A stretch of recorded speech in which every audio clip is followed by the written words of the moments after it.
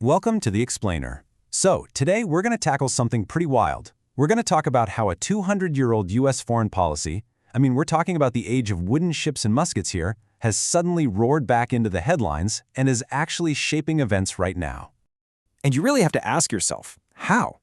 How does a policy that was written when the United States was this young, kind of weak nation, how does that suddenly become the justification for huge international moves in the 21st century? Well, that's exactly what we're here to figure out. Okay, so the short answer, it's all about its dramatic recent revival. This thing has been pulled right off the history shelf and used to justify some major geopolitical moves. We're talking about things like the arrest of Venezuelan leader Nicolas Maduro, all framed as this bold move to reassert American influence right in its own backyard. All right, so to really get what's happening today, we've got to jump in a time machine. We need to go back more than 200 years to figure out what this big keep out sign was all about in the first place. So, at its heart, it was just this incredibly bold statement.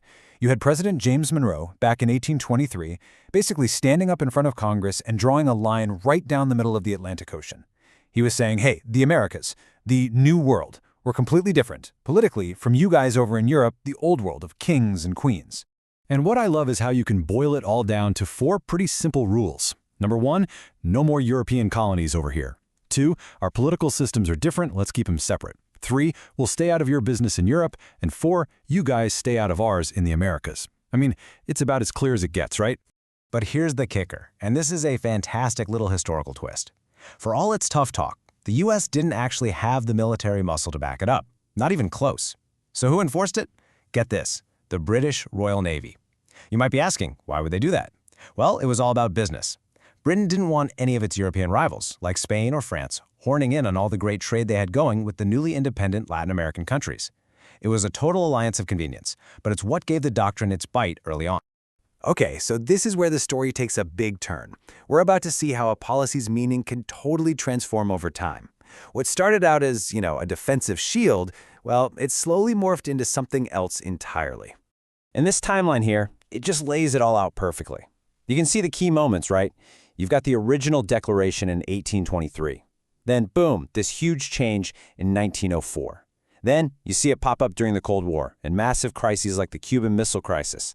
And that brings us right back to its revival today. So let's talk about that 1904 moment. This was Teddy Roosevelt's big addition, the Roosevelt Corollary, and honestly, it was probably the single biggest change in the doctrine's entire history. It completely flipped the script. The U.S. went from just saying, hey Europe, stay out, to saying, actually, you know what, we now have the right to step into countries in the Americas, to maintain stability. And this side-by-side comparison just makes it so clear, doesn't it?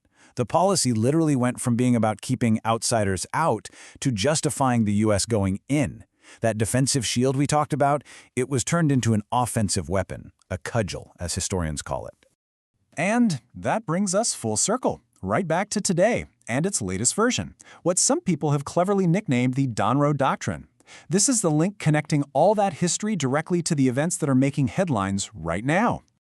So what's the official goal of bringing it back now? Well, it's all about pushing back against what are being called faraway nations. Think about China's huge economic investments in the region, or Russia's political moves.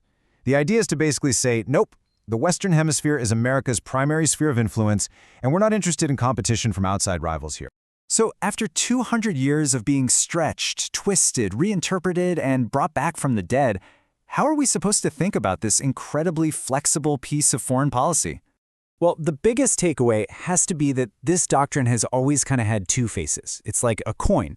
On one side, it's seen as a protector, a shield for the Americas. But on the other side, it's been used as a license for the U.S. to dominate its neighbors.